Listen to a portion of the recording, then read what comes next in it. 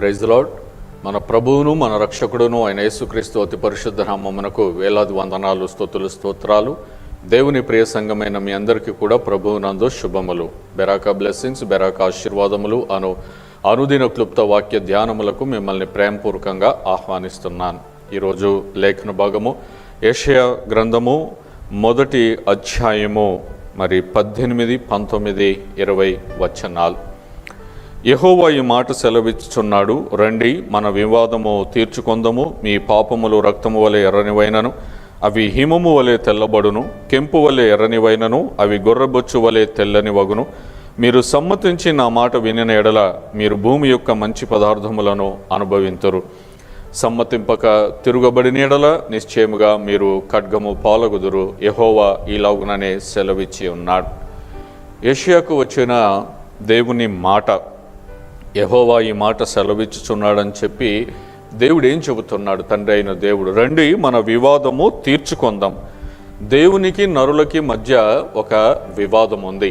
అది దేవుని దగ్గర నుండి వచ్చింది కాదు, కానీ నరుల నుండి వచ్చింది, నరులను బట్టి వచ్చింది. మీ పాపములు, ఇదే కారణం. వివాదం ఏంటి అని అంటే పాపం. ఇద్దరి మధ్యలో ఏదన్నా గొడవ వచ్చిందంటే అందులో ఒకరిది ఖచ్చితంగా తప్పై ఉంటుంది, పాపమై ఉంటుంది.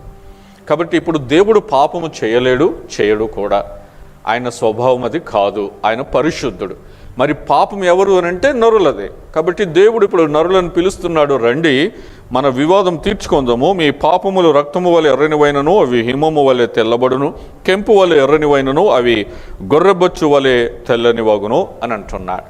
మీ పాపములు రక్తం వలె ఎర్రనివైనా సరే, కెంపు వలె ఎర్రనివైనా సరే, మరి హిమము వలె గొర్రెబొచ్చు వలె తెల్లని అవుతాయి. రండి నా దగ్గరికి వచ్చి ఏం చేయాలి?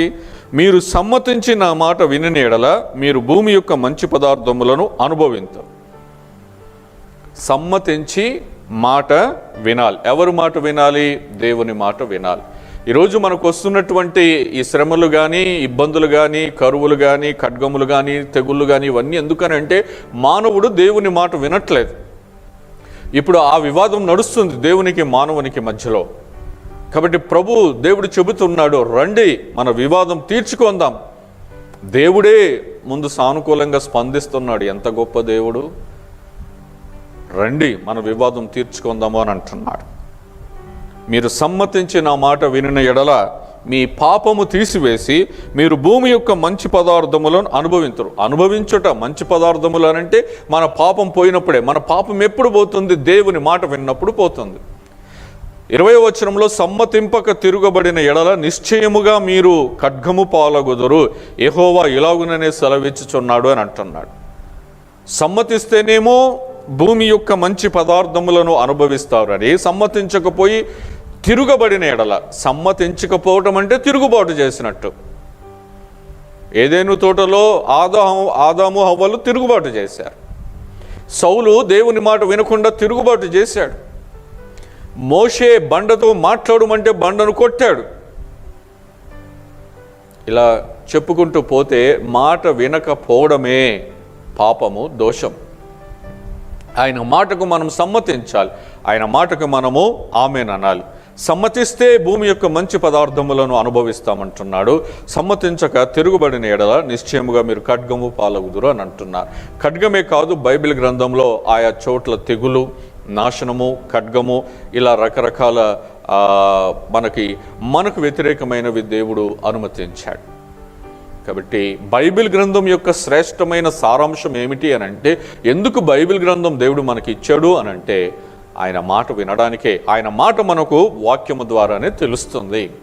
కాబట్టి దేవుని ప్రియ జనాంగమా, ఆయన మాట విందాం, ఆయన మాటకు లోబడదాం, ఆయన మాటకు సమ్మతిద్దాం, వివాదాన్ని తీర్చివేసుకుందాం, భూమి యొక్క శ్రేష్టమైన పదార్థములను అనుభవిద్దాం. అటువంటి కృప దేవుడు దయచేయునుగాక. చిన్న ప్రార్థన చేసుకుందాం. ప్రార్థన. మా ప్రియ పరలోకపు తండ్రి, నీ పరిశుద్ధమైన నామానికి వందనాలు. యెషయా పుస్తకం ద్వారా ఈరోజు మాతో మీరు మాట్లాడారు. మీరు జాలిగల దేవుడవు. మీరే ముందుగా సానుకూలంగా స్పందిస్తూ రండి మన వివాదము తీర్చుకుందాము అని అంటున్నారు. నిజమే తండ్రి, మా పాపములు ఎర్ర రక్తం వల్ల ఎర్రవిగా ఉన్నవి, కెంపు వల్ల ఎర్రవిగా ఉన్నవి.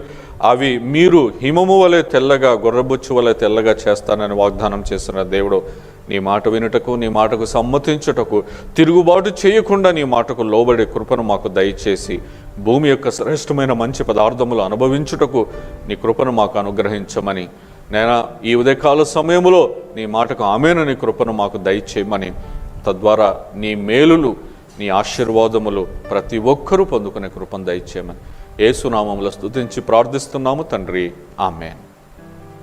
Praise the lord.